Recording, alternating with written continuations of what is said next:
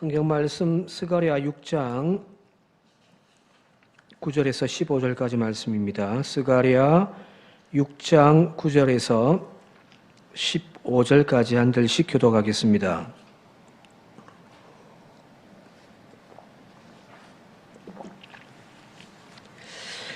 여호와의 말씀이 내게 임하여 이르시되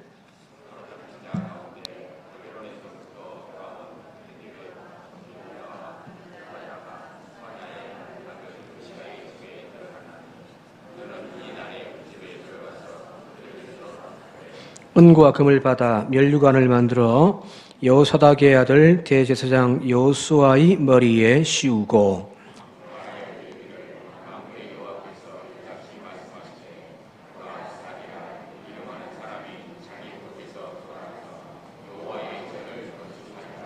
그가 여호와의 전을 건축하고 영광도 얻고 그 자리에 앉아서 다스릴 것이요 또 제사장이 자기 자리에 있으리니 이 둘 사이에 평화의 의논이 있으리라 하셨다 하고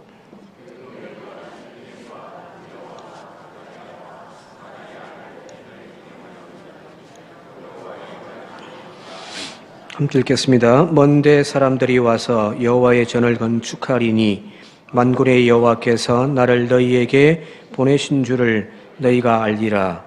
너희가 만일 너희의 하나님 여호와의 말씀을 들을진대 이같이 되리라.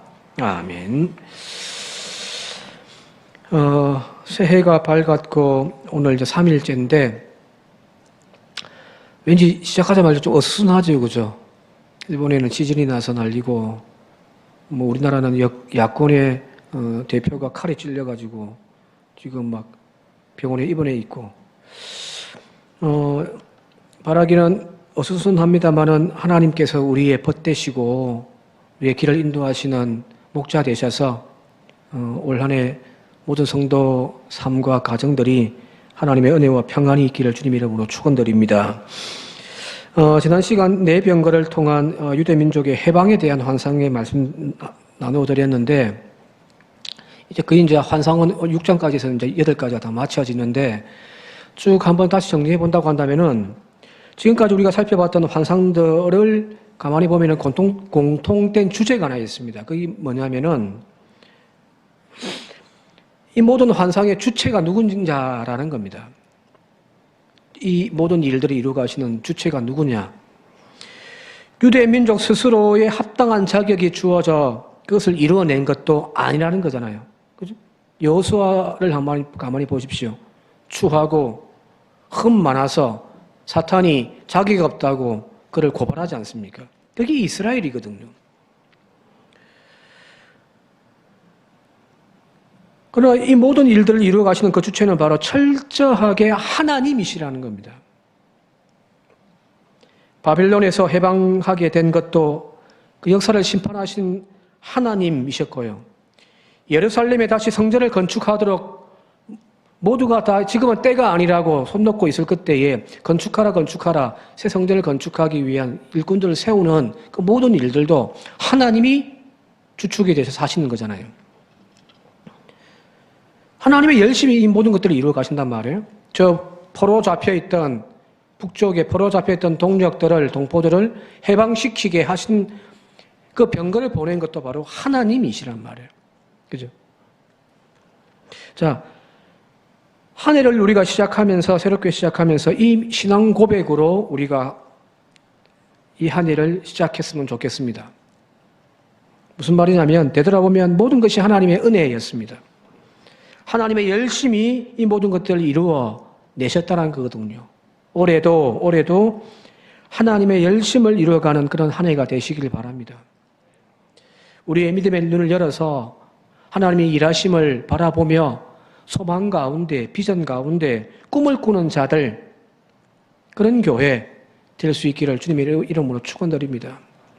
그래서 안 된다, 못하겠다, 지금은 때가 아니다라고 주저앉아 있음이 아니라 하나님이 지금 쉬고 계실까요? 지금은 때가 아니라고 하나님은 그냥 손 놓고 계실까요? 아니란 말이에요. 그죠? 하나님이 이루어 가십니다. 자, 오늘 이제 마지막 환상 8번째를 보겠는데요. 10절과 11절부터 한번 보도록 할게요. 10절과 11절 함께 읽겠습니다. 시작. 사로잡힌 자 가운데 바벨론에서부터 돌아온 헬데와 도비아와 여다야가 스바냐의 아들 요시야의 집에 들어갔나니 너는 이날에 그 집에 들어가서 그들에게 받되 11절 은과 금을 받아 면류관을 만들어 여호사닥의 아들 대제사장 여호수아의 머리에 씌우라는 겁니다. 이게 바벨론으로 포로로 잡혀가 있던 70년 동안 거기에 묶여 있던 그들이 이제 페르시아가 바벨론을 정복하고 이제 그 고레스가 칙령을 내려서 각 민족들마다 자기의 고향으로 돌아가라. 그리고 자기의 문화와 자기들의 종교를 신들을 섬겨라. 해방을 선포해 주거든요. 그래서 이제 돌아온단 말이에요. 그런데 한꺼번에 왕창 돌아온 것이 아니에요. 70년의 시간이 지나면서 그 땅에 터전을 잡고 이제 살만한 사람들도 있었단 말이에요. 그죠? 유대인들이 보통 벌이가 좋습니까? 그죠? 장사하면 유대인들이거든요. 그러니 그들이 70년 동안 자신들의 삶에서 터전을 잡고 성공한 사람들도 많았을 거란 말이에요. 보면은 그 누구죠?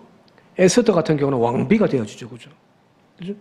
또 느헤미야 같은 경우는 왕에게 술을 바치는 신하까지 되어지는, 다니엘은요 몇 대를 이루어가면서 총리까지 되어지는 아주 우수한 머리를 가지고 있던 그들이 이제 바벨론 포로 생활 기간 동안 어느 정도 삶의 터전을 다 이루고 살아왔단 말이에요. 자, 그런데 이제 자유다, 너희 고향으로 다 돌아가서 이제 다시금 고국에서 너희들의 성전을 건축하고 살아라고 했을 때 실제로 돌아오는 사람들은 그렇게 많지가 않았습니다. 한꺼번에 돌아온 것도 아니고요. 1차 포로 귀환, 2차 포로 귀환, 느헤미야 같은 경우는 3차 포로 귀환, 그런 식으로 수십 년의 기간 동안을 통하여서 여러 번을 나누어서 돌아왔단 말이에요. 자, 지금 이 스가랴의 이야기는 첫 번째 포로 귀환했던 공동체에게 들려주는 하나님의 말씀이거든요. 스룹바벨, 다윗의 후손, 왕족인 스룹바벨과 대제사장 여호수아를 중심으로 한 제사장 집단과 귀족 집단들, 레위 집단들, 그런 사람들이 주로 많이 첫 번째 포로 귀환으로 돌아온 거예요. 황폐한 고국. 바벨론의 특징은 그 아시리아는 이렇게 이주시켜 버린다고 했잖아요, 그죠? 이 동네 사람들을 저 동네에 옮겨버리고 여러 지역에 있는 사람들을 이곳에 또 옮겨가지고 그리고 짬뽕으로 혼합시켜 버린단 말이에요. 그래야 서로 짝짝꿍을 안 할 거 아니에요, 그죠? 근데 바벨론의 특징은 정복한 지역들을 초토화시켜 버립니다. 그냥 다 불태워버리고 초토화시켜버려서 그 사람들을 포로로 데리고 자기 바벨론 땅에 데리고 가서 하나의 도시를 만든다든지 다른 도시에 흩어서 생활하게 만들어버리거든요. 그러니까 예루살렘도 지금 완전히 황폐화되어 있는 거죠. 그죠? 느헤미야서를 보면은 돌아왔더니 사람 살만한 곳이 아니란 말이에요. 성벽은 다 무너져 있죠. 예루살렘 안에서 살 사람들이 없어서 자본하여 뽑고 또 제비 뽑아가지고 그렇게 할 정도로. 자, 그러니, 자, 고국의 땅으로 돌아가면 지금 고생이 기다리고 있고, 지금 내가 이 바벨론에서는 수십 년 동안 터전을 일구어가지고 어느 정도 지금 먹고 살만하니까 내가 가겠습니다라고 손들고 오는 사람들이 사실은 그렇게 많지가 않은 거예요. 1차 돌아온 사람들. 그런데 사람들이 그래도 고국이 이제 해방되어졌고 거기에 다시금 이스라엘이라고 하는 하나님의 백성의 나라가 세워진다라고 하는 그 꿈은 모두가 다 꾸고 있고 기뻐하고 있는 거죠. 그죠? 그래서 어떻게 하냐면은 비록 내가 고국으로 돌아가지는 못하지만 고국에 있는 사람들을 위하여 십시일반 헌금을 하고 돈을 모아가지고 성전 건축하기 위하여 돈을 보내준단 말이에요. 오늘 읽었던 본문 말씀 여기 10절과 11절의 내용이 바로 그 내용들입니다. 10절에 헬데와 도비아와 여디야라고 하는 사람들이 와가지고 이제 요시아라고 하는 사람의 집에 들어와 있는데 이 사람들은 1차 때 온 사람들이 아니라 뒤늦게 다시 온 사람들이에요. 근데 그들이 그냥 자기 몸만 온 것이 아니라 앞서 이야기했듯이 바벨론에서 사람들이 성전 건축을 위하여 고국을 위하여 다 헌금해 준 그 돈들 가지고 지금 온 거예요. 그래서 하나님께서 그들에게서 금과 은을 받아라는 거예요. 15절 보게 되어지면 15절에 먼데 사람들이 와서 여호와의 전을 건축하리니 만군의 여호와께서 나를 너희에게 보내신 줄을 너희가 알리라 하는 겁니다. 그죠? 모두가 지금 1차 포로 귀환했던 공동체는 너무 힘드니까 지금 때가 아니다. 성전 지을 때가 아니야. 나중에 여건 되면 하자 하고 있던 그들인데 하나님께서 다시금 포로 귀환해서 돌아오는 새로운 무리들을 통하여서 그들에게 성전 건축할 수 있는 힘과 동기부여를 해주게 하신다는 그 말씀입니다. 자, 그런데 여기 이들이 가지고 왔던 예물 중에 일부를 받아가지고 그것을 사용하여 여호수아와 스룹바벨을 위하여 왕관을 만들어 씌워주라는 거잖아요. 그죠? 여기 보면 왕관이 복수로 되어 있거든요. 대제사장 여호수아에게 씌워주는 왕관뿐만 아니라 스룹바벨에게도 씌워주는 왕관 아마 2개를 만들었을 겁니다. 자, 그리 본다고 한다면은 하나님의 교회를 위하여 내가 뭔가 주님을 위하여 헌신하고 땀 흘리는 것들이 나 혼자라고 우리는 보통 생각할 때가 많잖아요. 하나님, 지금은 기도할 때인데 왜 기도할 사람이 없습니까? 우리가 그렇게 생각할 때 있단 말이에요. 하나님, 아무리 전도의 문이 닫혀있다 할지라도 하나님, 주님의 사명인데 복음 전가하는 일에 왜 나 혼자뿐입니까? 우리가 생각할 수 있습니다만은 그러나 그것이 우리의 착각일 수도 있습니다. 엘리야가 그레 시냇가에서 하나님을 향하여 이제 다 죽고 나 혼자밖에 남지 않았습니다. 모두가 바알에게 무릎 꿇었습니다. 하나님께서 나의 열정과 열심을 아시지 않습니까? 라고 이야기했을 때 그때 하나님께서 하셨던 말씀이 그 말씀이잖아요. 바알에게 무릎 꿇지 아니한 선지자 7천을 내가 남겨놓았노라. 무슨 말인가요? 너 혼자가 아니라는 거잖아요. 그죠? 그죠? 15절의 말씀인 거예요. 먼데 사람들이 여호와의 전을 건축하리니 만군의 여호와께서 나를 너희에게 보내신 줄을 너희가 알리라. 함께 협력하여 선을 이루면서 하나님의 나라를 세워가는 올 한 해가 되어질 수 있길 바랍니다. 자, 계속해서 14절 말씀 같이 한번 읽어볼게요. 14절 말씀 시작. 그 멸류관은 헤렘과 도비야와 여다야와 스바냐의 아들 헨을 기념하기 위하여 여호와의 전 안에 두라 하시니라 하는 겁니다. 이 멸류관은 앞서 이야기했던 고국에 돌아오지 못했지만, 그죠? 여전히 바벨론에 살고 있지만 이 고국의 성전 건축하는 일들에 한 마음으로 뜻을 모아서 보내어준 십실반하에 보내어준 예물이란 말이에요. 뭐하라고요? 성전 건축하라고. 왜? 처음에 그 명령 받고 왔으니까요. 자, 그 헌물을 받아가지고 왕관을 만들어라는 거잖아요. 그죠?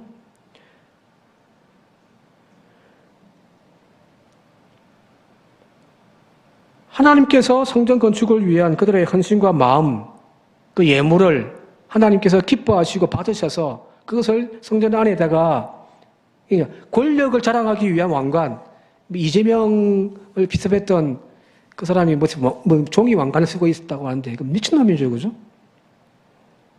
미친놈이죠.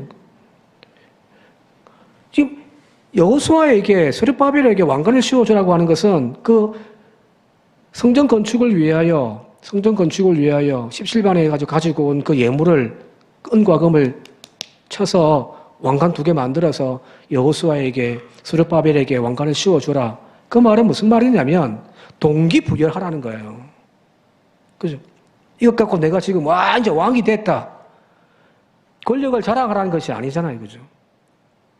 그들의 헌신과 그들의 기도, 그들의 눈물을 마음의 머리로 새기라는 이야기잖아요.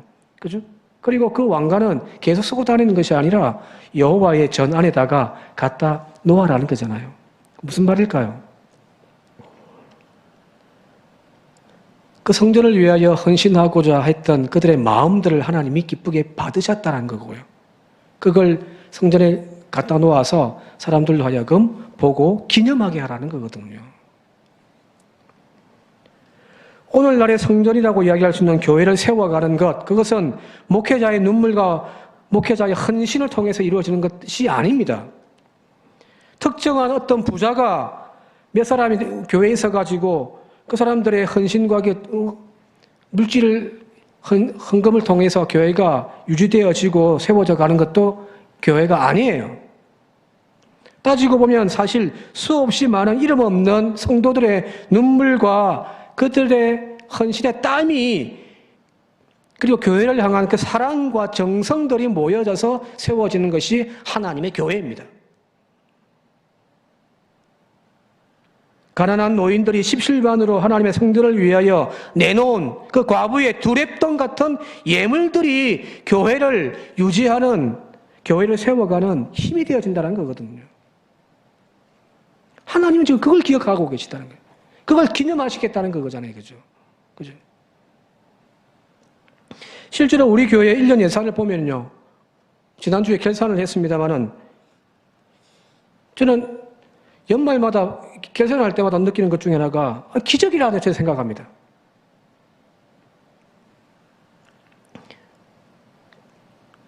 교인들, 출석하는 교인들 한 3분의 2가 65세 이상들이시거든요. 우리 교회가. 65세 이상 된다는 말은 무슨 말인가요? 직장에서 이제 은퇴해가지고 그 벌이가 없다는 사람들이랑. 나라에서 주는 연금, 자녀들이 주는 용돈, 혹은 공공근로 해가지고 허드렛 일을 하면서 받은 생활비, 거기에서 쪼개서 하나님 교회를 위하여 11조 하고 선교하라고 헌금하는 그 돈들이 모여가지고 1년 예산을 채우는데 우리 교회 규모, 비슷한 규모의 교회들 비교해 봤을 때 몇 번 이야기했습니다만은 우리 교회가 절대 작은 돈이 아닙니다. 우리가 올해 한 3억 5천 개 이제 결산된 걸로 알고 있는데요. 다른 교회는 3억이 안 넘는 교회들이 많습니다. 비슷한 규모였을 때. 어떻게 아냐고요? 노예 서결을 했으니까 알죠. 보고를 다 받았으니.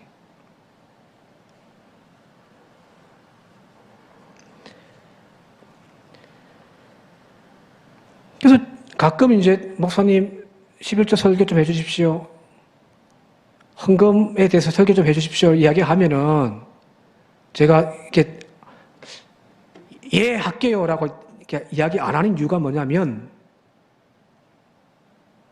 너무너무 잘하고 계시거든요. 물론 안 하시는 분도 있겠지만 전체적으로 보면은 정말 여기 나와 있는 과부의 두랩돈을 바치는 그 심정으로 교인들이 헌금을 하고 있는 거거든요. 하나님이 아실 줄 믿습니다. 그죠? 사도 바울이 데살로니가 교회에 보낸 편지 중에 이런 표현이 있습니다. 같이 한번 읽어볼게요. 데살로니가 전서 2장 19절입니다. 세 번역으로 함께 읽겠습니다. 시작. 우리 주 예수께서 오실 때에 그분 앞에서 우리의 희망이나 기쁨이나 자랑할 면류관이 무엇입니까? 그것은 여러분이 아닙니까? 그죠? 내가 자랑할 면류관, 그 면류관은 다른 것이 아니라 내가 눈물을 흘려서 씨를 뿌리고 또 일구었던 그 데살로니가 교회, 너희가 내 면류관이다 라고 하는 거거든요. 자, 그리 본다고 한다면 여기 하나님께서 지금 고국에 돌아오지 못했지만 고국을 위하여 눈물을 흘리며 오늘도 성전 세워지기를 위해서 십시일반 해가지고 헌금 주면서 이거 가지고 가서 고국에 있는 동포들 도와주고 성전 세우는 일에 작은 보탬이 되었으면 좋겠다라고 하면서 보내왔던 그 은과 금들이 예물들을 쳐서 왕관 만들어가지고 여호와의 전에 갖다 놓은 것, 그건 무슨 말인가요? 왕관 자체가 아니라 그들의 눈물과 그들의 기도와 그들의 사랑과 그들의 헌신이 곧 나의 면류관이다라고 하는 거죠. 그죠? 오늘 우리 교회에, 산정교회에 면류관은 여러분들이십니다. 스스로 좀 당당했으면 좋겠습니다. 그죠? 여러분들의 헌신과 땀과 교회를 위하여 깨트리는 옥합들이 하나님 앞에 기억되어지고 기념되어지는 면류관이 될 줄 믿습니다. 올해 우리 교회 표가 따라합시다. 내 잔이 넘치나이다. 돌아온 주일날 이제 이 설교 간단하게 하겠습니다만은 내 잔이 넘치나이다. 그죠? 하나님이 부어주시는 은총으로 말미암아 우리의 잔들이 넘쳐나는 한 해가 되시길 바랍니다. 교회와 또 교인들의 가정과 일터에 이 축복의 잔들이 넘쳐나는 은혜의 한 해, 인색해서 늘 모자란, 그래서 교회에 뭔가 헌신을 하는데 뭐 채워야 되는데 교인들의 눈물과 피를 짜내는 그런 어떤 채움이 아니라 하나님 주시는 은혜에 따라서 그냥 넘쳐나는 그런 한 해가 되시기를 주님의 이름으로 축원드립니다. 교회를 향하여 성도 섬기는 일에 여러분들 정말 주님 부어주시는 이 은혜에 따라서 즐거움으로 기쁨으로 감당하는 우리 교회가 되어질 수 있길 바랍니다. 자, 첫 번째 그거예요. 이제 두 번째 12절 13절 같이 한번 읽어볼게요. 12, 13 시작. 말하여 이르기를 만군의 여호와께서 이같이 말씀하시되 보라 싹이라 이름하는 사람이 자기 곳에서 돋아나서 여호와의 전을 건축하리라. 13절 그가 여호와의 전을 건축하고 영광도 없고 그 자리에 앉아서 다스릴 것이요 또 제사장이 자기 자리에 있으리니 이 둘 사이에 평화의 의논이 있으리라 하셨다 하라. 자, 이 성경 본문 가지고 이제 설교문들 찾아보면 전부 이제 예수님에 대한 이야기로 다 이제 귀결시켜 버리는 게 맞는 말이죠. 그런데 실제로 지금 이 시대에 들려주는 이 싹이라고 하는 이름을 가진 사람이 등장하는데 그 사람은 지금 다윗의 혈통에 지금 이스라엘을 지금 다스리고 있는 스룹바벨이거든요. 이 스룹바벨이 이제 등장하고 그를 통하여 하나님께서 성전을 건축하고 이스라엘 공동체를 회복하게 하겠다. 그 이야기란 말이에요. 자, 그런데 여기 나오는 싹이라고 하는 것이 꼭 스룹바벨만은 아닌 거죠. 따지고 보면은 하나님은 그 모든 진리가 무너지고 돈과 권력, 힘을 숭배하는 그 세상 속에서 하나님 나라를 다시금 세워가기 위하여 주님은 오늘도 그 거루터기에서 하나의 작은 싹이 나오게 하시는 거예요. 그 싹이 바로 어찌 보면 오늘 이 어둠의 시대를 밝히기 위하여 주님의 거룩한 뜻을 품고 있는 저와 여러분들이 될 수도 있는 거예요. 우리 교회가 될 수도 있는 거고요. 8개의 환상을 통해 보여주셨던 것처럼 하나님께서 등장하셔가지고 세상을 심판하시잖아요. 그죠? 그리고 성직과 성전을 다시금 하나님이 정화해 나가시거든요.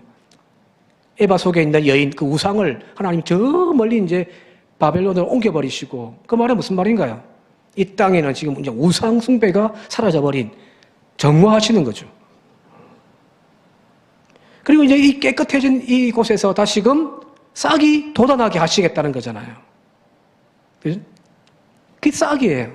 물론 그 싹의 핵심은 이제 스룹바벨이겠지만 그런 정신으로 따지고 본다고 한다면 오늘날 정말 신앙이라고 하는 것이 교회라고 하는 것이 말 그대로 진짜 처참하게 지금 짓밟히고 있는 이 시대에 교회 안에서 그 우상들을 다 제거해버리고 정화해내고 다시금 순수한 믿음으로 하나님 나라를 세우겠다라고 하는 그 뜻을 품고 있는 그 교회를 통하여 하나님은 싹을 내시고 다시금 하나님의 나라를 시작하시겠다라고 하는 이야기입니다.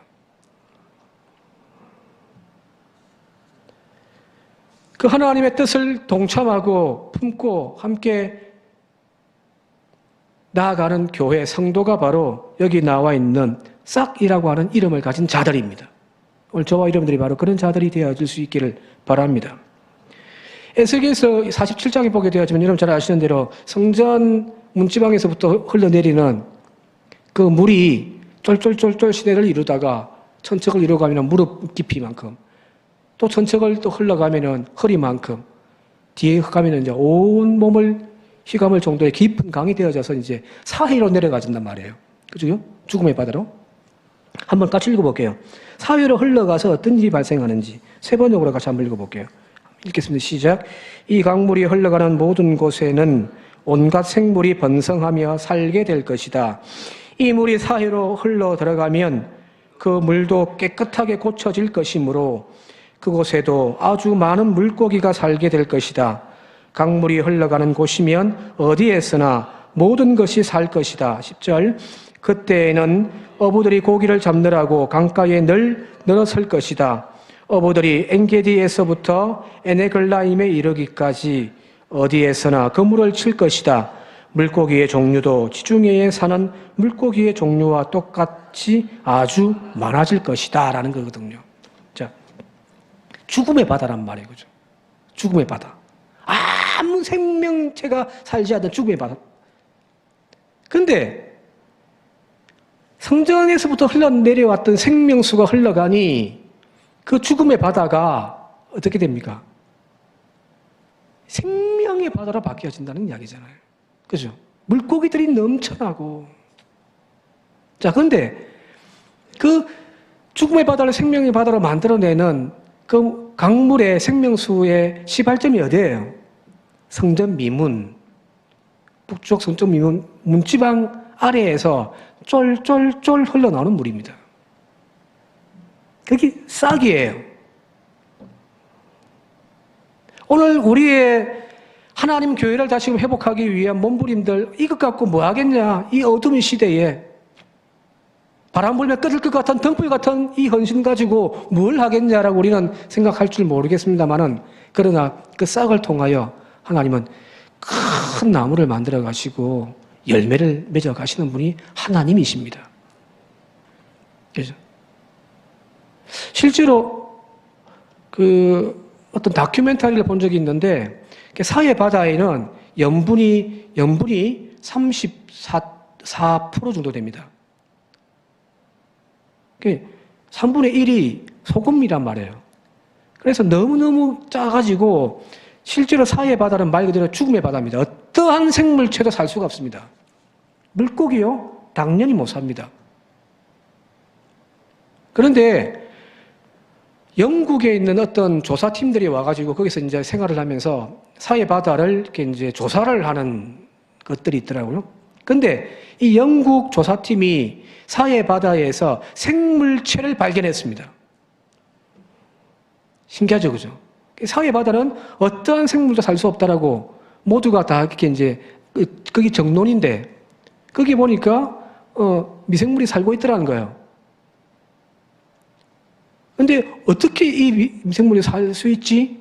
보통 생명력이 아니잖아요, 그죠? 근데 미생물의 생명력이 있어서 그런 것이 아니고 조사해 보니까 바닥에서 사이에 그 바닥에서 뽀롱 물이 올라오는 겁니다. 그 물이 무슨 물이냐면은 그냥 민물이에요. 지하수가 사해 바다에서 뽀로롱 올라오는 겁니다. 뭐 펑펑 나오는 것도 아니고요. 뽀로롱 올라오니까 그 민물이 올라오는 그 근처에는 어떻게 되겠습니까? 염분이 낮아지겠죠. 그죠? 그랬더니 염분이 낮아진 그 물 주변에는 미생물 같은 생물들이 살더라는 겁니다. 죽음의 땅, 죄악의 세상 속에서 희망이 없다고 모두가 말하지만은 그러나 우리 안에 생명의 샘이 솟아나고 작은 생명을 품고 있는 싹이 우리들 가운데 여전히 돋아나고 있다고 한다면 여러분들 그곳에서 하나님 나라가 세워져 가는 겁니다. 우리 교회가 그런 교회가 되어질 수 있길 바라고요. 한국 교회가 다시금 그런 생명의 싹을 회복하는 은혜의 교회들이 되어졌으면 좋겠습니다.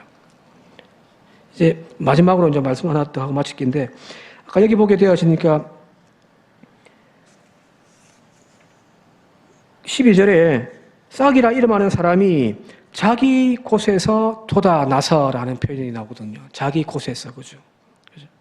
크고 위대한 일 품고서 내가 세상을 한번 다 바꿔보겠다. 내가 헌신해가지고 이 교회를 한번 뒤엎어 보겠다. 그런 큰 꿈도 물론 중요하겠습니다만은 내가 서 있는 그 자리만큼이라도 우리가 바꾸어 간다면 그것이 모이고 또 커지고 커져서 하나님 나라가 되어져 가는 줄 믿습니다. 가정부터 내가 할 수 있는 일부터 하나님의 교회를 세우기 위하여 여러분들 열심히 하는 저와 이름 되시길 바랍니다. 누가복음 17장에 보니까 예수님께서 이렇게 말씀하십니다. 이 말씀 읽고 마치겠습니다. 예수께서 대답하여 이르시되 하나님의 나라는 볼 수 있게 임하는 것이 아니요 또 여기 있다 저기 있다고도 못하리니 하나님의 나라는 너희 안에 있느니라. 너희 안이 어딜까요? 내가 서 있는 그 자리입니다. 그 자리에서 오늘도 성도답게 또 하나님의 나라를 세우겠다라고 하는 그 거룩한 뜻을 품고서 작은 몸부림으로 살아간다면 분명합니다. 하나님의 나라는 점점 커지는 겨자씨와 같은 은혜가 있을 줄 믿습니다. 그런 하나님의 은혜를 이루어가는 저와 여러분들의 시기를 주님 이름으로 다시 한 번 더 기도드립니다. 함께 기도드리겠습니다. 거룩하신 아버지 하나님, 하나님의 교회를 세워가는 것 사람이 아니라 하나님이심을 믿습니다. 그리고 많은 힘과 재능을 가지고 있는 사람을 통해서가 아니라 과부의 두 랩돈에서부터 하나님의 교회는 세워져 감을 믿습니다. 지금까지 산정교회가 그런 교회로 여기까지 달려왔습니다. 하나님께서 그들의 헌신과 그들의 사랑과 교회를 위한 열정들을 하나님께서 녹이셔서 아름다운 면류관으로 주님의 제단 앞에 기념하고 계실 줄 믿습니다. 올해에도 성도들의 헌신과 그 사랑이 넘쳐나 아버지 하나님이여 교회도 성도의 가정도 그 잔이 넘쳐나는 축복의 한 해가 되게 하여 주시옵소서. 이 어둠의 시대의 이 산정교회가 하나님 작은 몸짓이라도 함을 통하여 우리가 서 있는 자리에서 하나님의 나라의 싹을 키워가는 그런 은혜의 교회 되게 하여 주시옵소서. 예수님의 이름으로 기도드리옵나이다. 아멘.